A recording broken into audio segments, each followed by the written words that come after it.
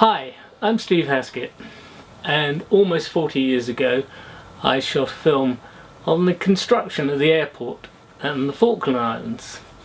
Here is my younger self. It was a difficult place to get to, and we could only get there via the so-called air bridge, which was quite a journey. We had to take a VC-10 from Bryce Norton to Ascension Island, and then the next day we were sent in a Hercules transport plane with all the luggage and equipment stuffed in front of us. Due to the politics at the time, we had to be flight refueled, which was quite an experience in itself. That we got incredibly close to a tanker that would refuel us. Putting the politics to one side, the opportunity to film and follow the progress of the construction of an airport 8,000 miles from home, where everything had to be supplied from the UK due again to the politics at the time, was a fascinating job to work on. In total it took about 80 weeks from start to finish, and we were there to film the arrival of the very first aircraft, a TriStar, carrying many dignitaries. So here is the film, and I hope you enjoy it.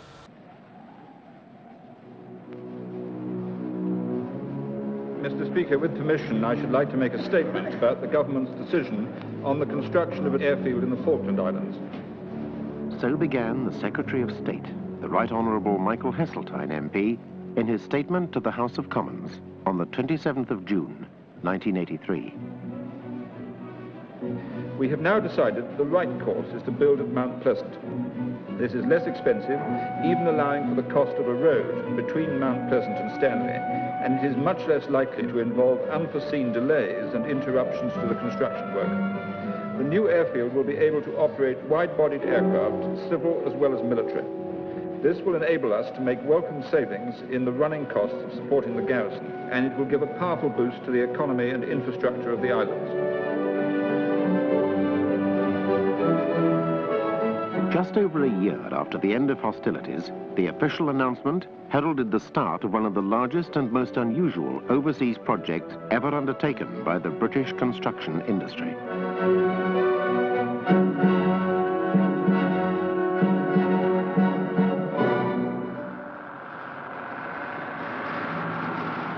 The formalities, however, gave no hint of what had been going on behind the scenes. For the previous 10 months, the Property Services Agency had been a hive of activity. In collaboration with the Ministry of Defence, basic design criteria had been defined and an outline solution formulated. Because of the pressure of time, much of the detailed design work was placed with consultants, while the PSA concentrated on the design and layout of the runways and paved areas. But the PSA was also responsible for the overall management of the project, which meant close collaboration with industry to produce a practical and cost-effective program. Mount Pleasant. What about problems, because we all know along that road there's minefields and so on that we've got to go through or round. What's going to happen? Well, again, until they come back to us for the preliminary alignment. As a result of competitive tender, the contract for the construction of the airfield was awarded to a consortium of well-known British firms. Laing, Mowlem and Amey Roadstone Construction formed the LMA joint venture company, whose combined financial strength, management expertise and experience matched the scale of the project. Feasible way, I think, we're going to get out of it. The task was to build in just 30 months an entire airport complex on a greenfield site, which was presently occupied by Norman Perry, a shepherd, whose closest neighbour until now had been 10 miles away. Okay there, Norman? Yeah. How's things? Oh, fine. Oh, yes. You got any nurses there? No, no nurses or doctors. A PSA team of land surveyors had been hard at work from August 1982, carrying out a topographical survey of the site.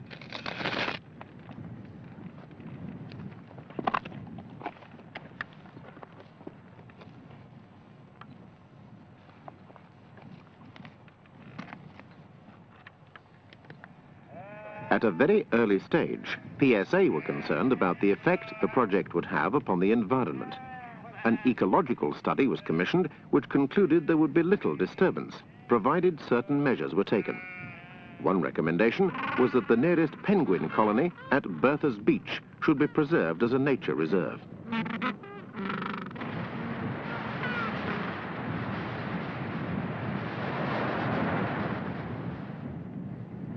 Once the contract was let, separate teams of LMA and PSA surveyors started setting up the airport, so that construction work could start as soon as the workforce and plant arrived.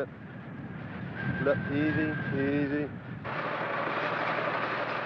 Another major activity was drilling samples of rock from the proposed quarry sites. Of all the many different kinds of material that would be eventually required for construction, only rock, water and a little sand were available in the islands.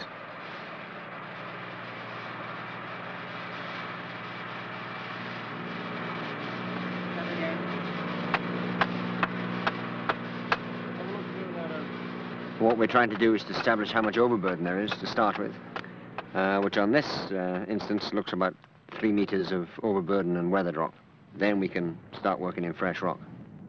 Most of the rock is quite fresh, although it's highly jointed, and some of the joint surfaces are a little weathered. But there are 1 or 2 zones, for example, that zone there, which I just measured. There's another one down here, and a few more, which are, it's weathered material, and it's the sort of stuff we wouldn't like to see in our final product. From this area, we would expect to have a quarry face of something in the region of 100 meters long. At the moment, we're looking for something in the order of 1 million tons from this particular site.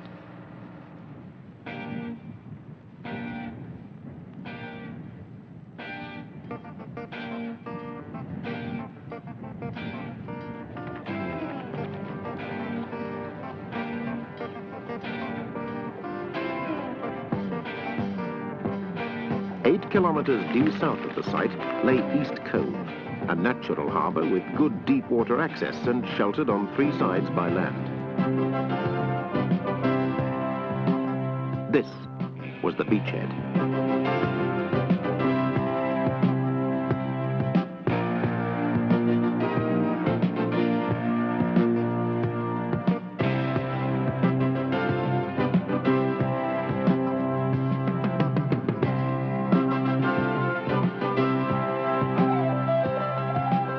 Vessel to arrive, exactly on schedule, the 25th of October 1983, was the MV England, carrying 76 construction workers. 3 days later, the merchant Providence wasted no time in sailing straight into East Cove to commence landing operations. The 13,000-ton vessel had travelled 8,000 miles with its 13,500 freight tons of cargo and 24 workers. Construction of the self-propelled 100-ton flexi-float barge started even before the Providence had come to anchor. The 100-man pioneer team had been hand-picked for this particular job, achieving the first bridgehead on Falklands soil.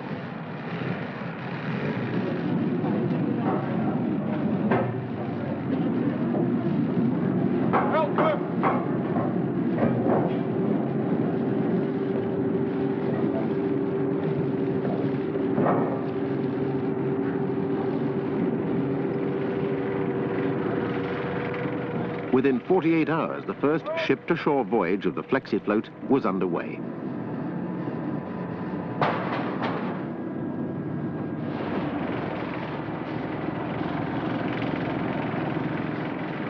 This was the real test, the historic first landing.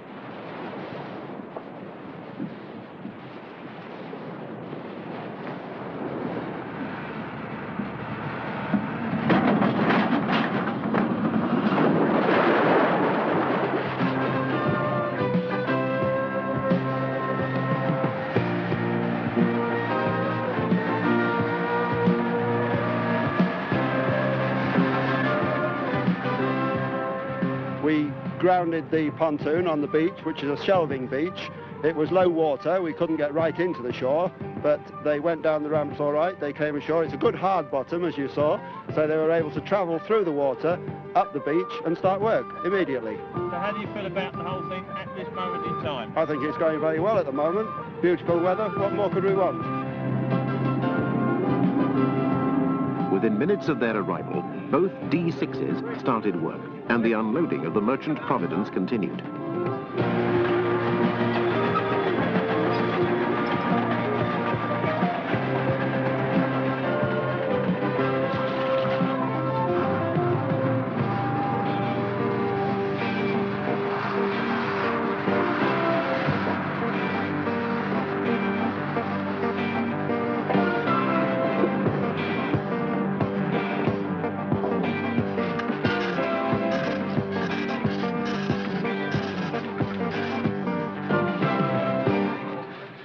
In Britain, the centre of the support organisation was LMA's headquarters at Surbiton.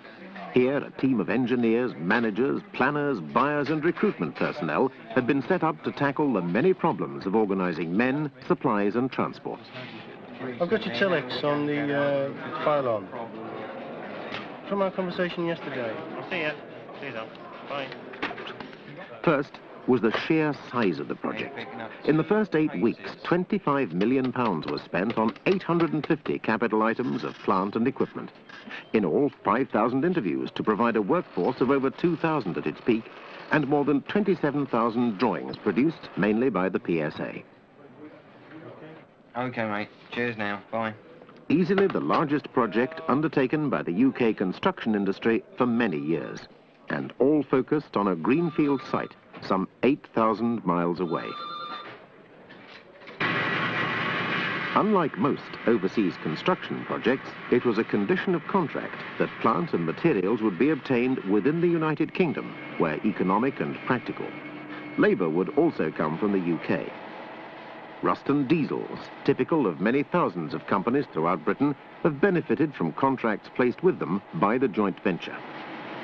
Ruston's particular task was to design and build 8 large diesel generators to provide the entire airport complex with its permanent and standby power supplies. For most of the suppliers, the first stop in the long logistic chain was at Dudley. Here, shipments from all over Britain were export packaged for their outward journey.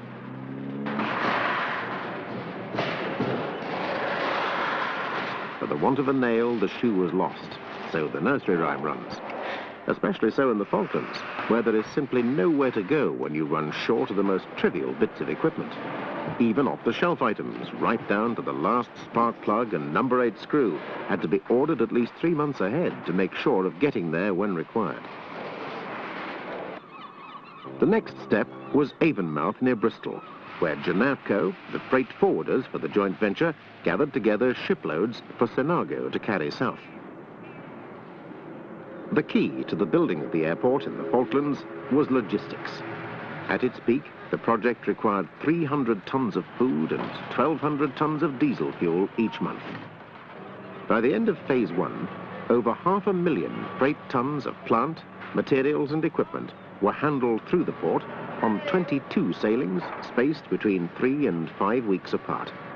A supply chain which had to reach almost 1/3 of the way around the world.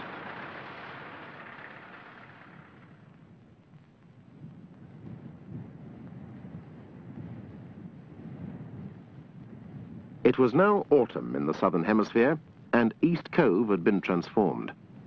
In just a few short months, grasslands had given way to extensive laydown areas and marshalling yards. Safely secured to the shore, the Merchant Providence had become the bridgehead for the duration of the contract. As well as being an important accommodation and messing unit, it was also the main fuel store.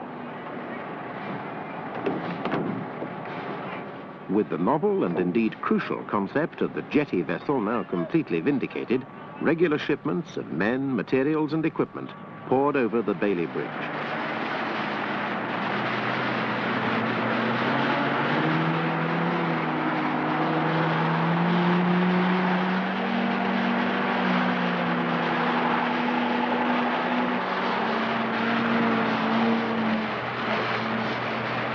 The lifeline between the bridgehead and the airfield site was the haul road. The construction of its 9 kilometers of crushed rock through boggy peatlands forged the last link in the long logistic chain. On the airport site, work had started 24 hours ahead of schedule on the levelling of the main runway. The bulk earthworks involved moving over 1 million cubic meters of turf, peat, clay and rock. While the line of the runway had been chosen with care and boreholes made, it was difficult to be exact about what lay beneath each yard of turf. And problems there were, particularly with several localized, very deep deposits of blue clay, all of which had to be dug out and then infilled before firm foundations could be established. An even more difficult problem at this stage was the supply of infill material itself. 2 quarries had been opened up in the search for suitable aggregates, but the variable quality of the stone at times gave rise to serious concern. While these problems were being tackled, work in other areas pushed ahead.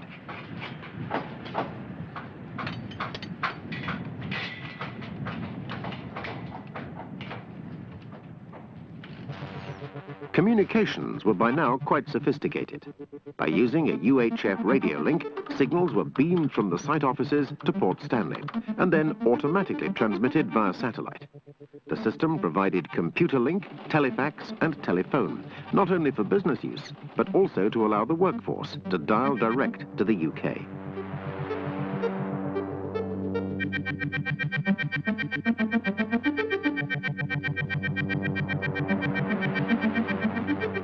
The England had now settled into its regular routine of sailings between Cape Town and East Cove. The workforce travelled by scheduled flights from London and transferred straight to the vessel for a comfortable 11-day passage. Everyone was advised to enjoy it while they could. Once ashore, life would change and accommodation become more cramped. Living conditions in the pioneer camp were at their worst in the period just before work on the permanent construction camp got into full swing. Although it was a time of hardship for all, the determination of the pioneers never faltered.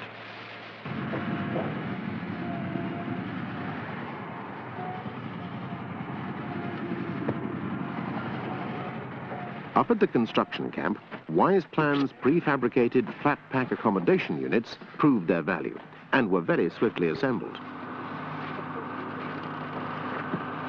While autumn lasted, priority was given to the erection of sports and recreation facilities, as well as to the all-important main kitchens and mess halls. Well, within 6 weeks it grew from nothing, basically. I went on leave and all there was concrete foundations. The LMA and the joint venture as such have done marvels to throw the kitchen up in such a short space of time. Everybody's worked day and night on it, and I think they've done a marvellous job overall. Here we're, 8,000 miles away from home and a minimum of about 8 weeks from a major supply drop. So if we run out of anything, you know, something silly like washing up liquid, we're 8 weeks from the next supply, which does cause a problem. We forward buy and forward plan something like 3 months in advance, but it doesn't take much to throw that schedule out.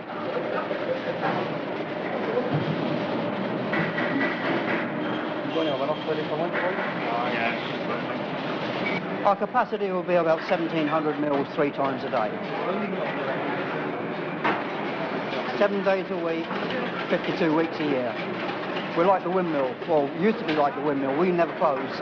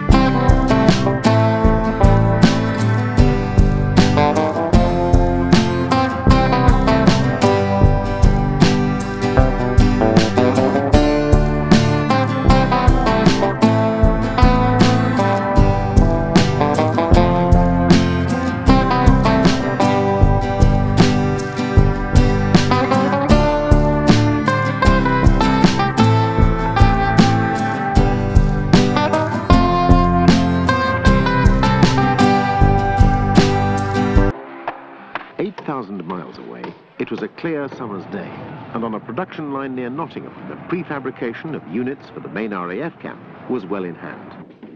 The units were designed by Building Design Partnership to withstand the worst of the Falklands weather, and included a high standard of permanent fixtures and fittings.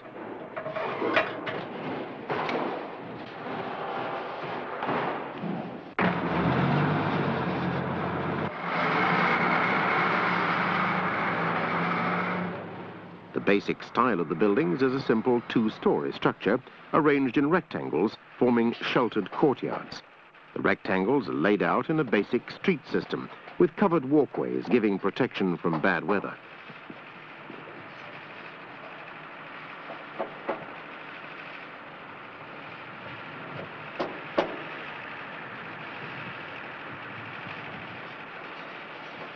By the time better weather had made its presence felt, construction of the RAF camp was well underway.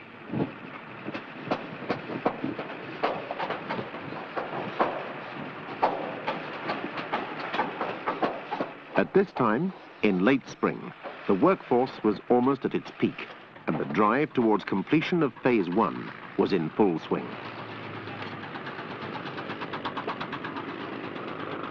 By now, every part of the site had been transformed. The main hangar and power station were externally complete, and the character of the airport was now taking shape, with a great feeling of permanence and solidity.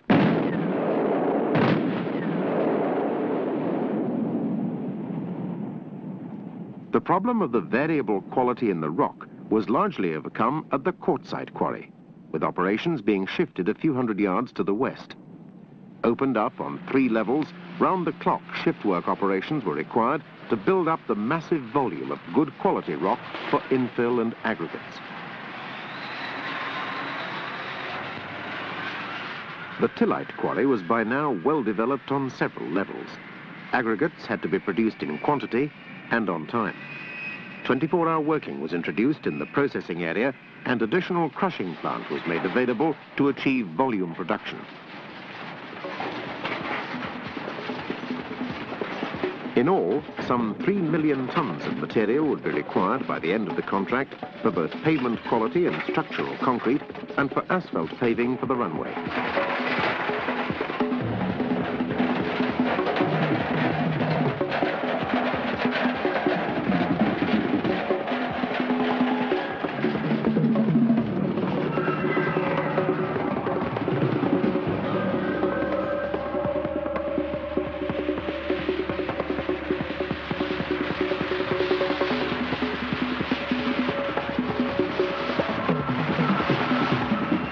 On the runway, rolled dry-lean concrete was in progress. Team output peaked at about 100 cubic meters per hour and depended totally on synchronization of batching, tippers, paving crew and rollers.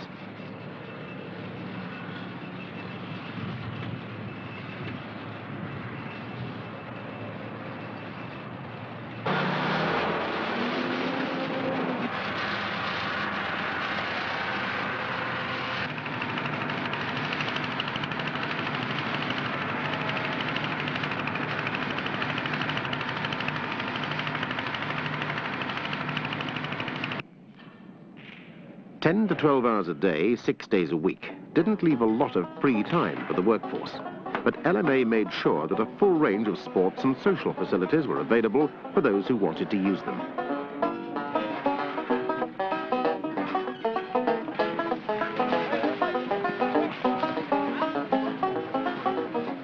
Basically, because we're about 8,000 miles away from home, and you find that the lads just can't go anywhere. You know, the biggest problem is that you can't really get a transport to go into Stanley because it's 3 hours drive by Land Rover, and it's a very, very rough journey. Standards of accommodation steadily improved throughout the contract, and while most of the workforce shared 2 to a room, many had their own quarters. The permanent construction camp now included a shop, medical centre, barber, laundry, chapel, and its own post office to handle the enormous volume of mail to and from the United Kingdom. The recreation centre, which will be handed over to the client at the end of the contract, includes the sports centre, 2 video rooms and 3 bars. The high standard of Kelvin's catering was preserved throughout. Breakfast and evening meals were taken in the main dining halls in the camp, while lunch was provided for everyone on site, near to their workplace, to save travelling time. It was largely due to these efforts by the joint venture that turnover of staff was low, and 25% of the workforce opted for a second 14-month contract.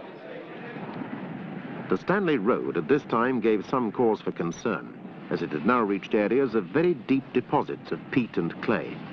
The ground conditions in general were as anticipated, but there were problems, and these could only be overcome by concerted efforts if time was not to be lost.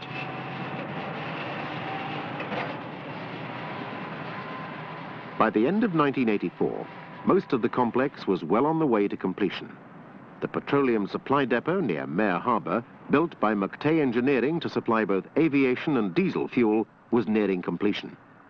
Here, as in every other part of the site, quality control of the materials used was supervised throughout by the Property Services Agency.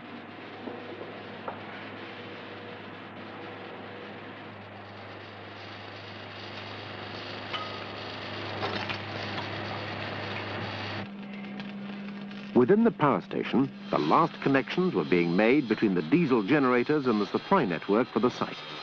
When fully commissioned, the station will be capable of supplying 10 megawatts, which is sufficient to meet the needs of a town of some 10,000 people.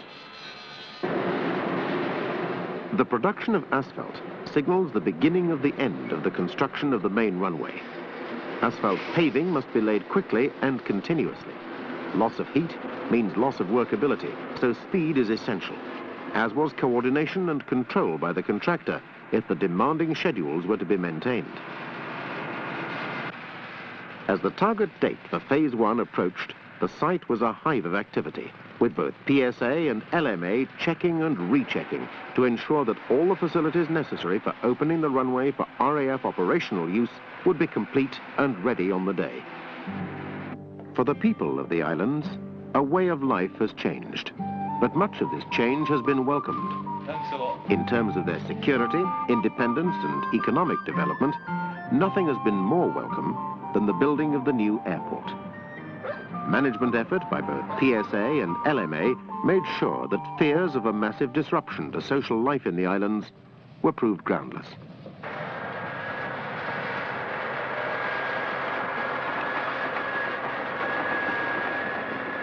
As the Falklands summer wore on and the handover in late April 1985 loomed closer, activity intensified in those parts of the site which had to be complete by the end of Phase 1.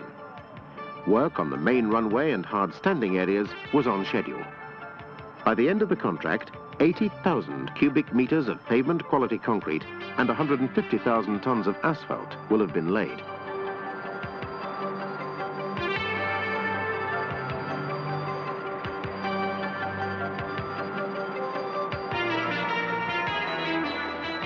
The main hangar, designed and built by Ward Brothers, is the largest structure on site and incorporates 600 tons of steel.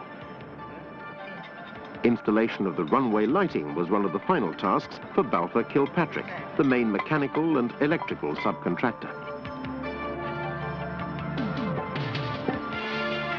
The main power station, which had been built from foundations up in only 9 months, was commissioned by Rustons in February 1985. And the full power supply was made available for the entire site, including runway lighting and air traffic control systems.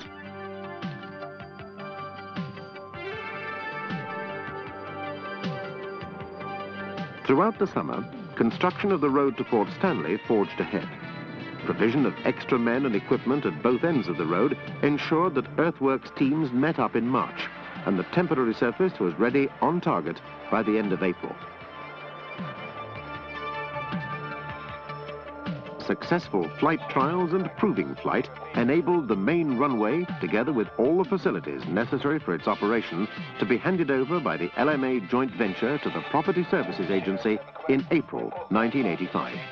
The stage was now set for the official opening, heralded by the arrival of the inaugural flight. To Sierra 7 Quebec, you have been cleared to land. The surface wind is at 350 at 15 knots.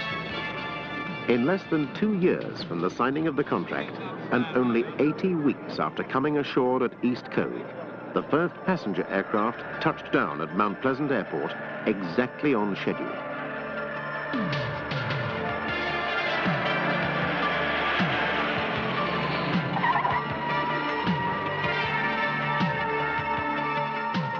Apart from its importance to the economic development of the Falklands, the regular use of wide-bodied jets will now save £500,000 per week on the airbridge system by dispensing with expensive in-flight refueling. It will cut the journey time from 34 to 18 hours and will remove the necessity to continue the ferry service from Ascension Island, which took 10 to 12 days by ship. Your Royal Highness, my Lords, Right Honourable and Honourable Ministers, distinguished guests, ladies and gentlemen. On behalf of the Falkland Islands Government and all Falkland Islanders, I should like to bid our guests a very warm welcome to these islands.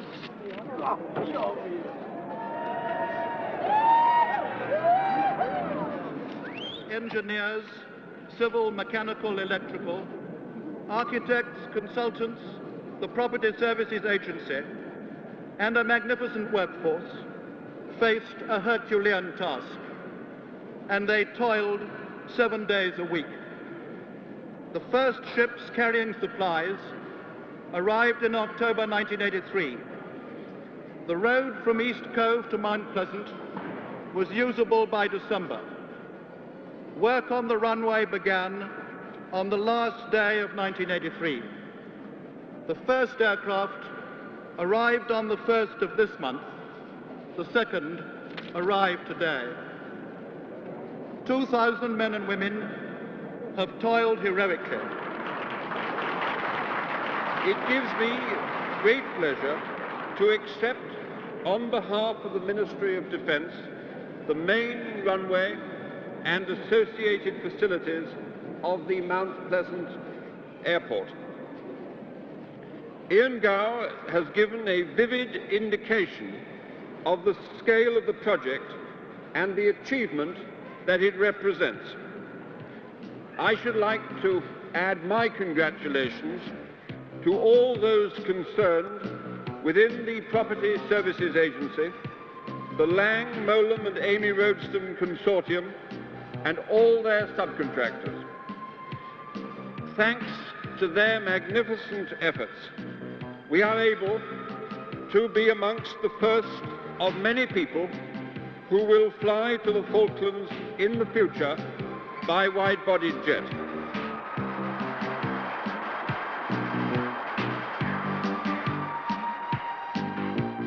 The story of the construction of Phase 1, the runway and hangar, is an example of a combination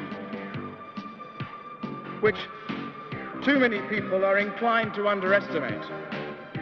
It's a combination of imaginative and meticulous planning with the heroic efforts and dedication of a British workforce. The results you can see for yourselves. I take great pleasure in congratulating the combined workforces and supporting contractors, both here and at East Cove, on their achievements, and to say that their resounding success is an excellent example of British ability and British engineering. And I now declare the main runway and hangar of Mount Pleasant International Airport officially open.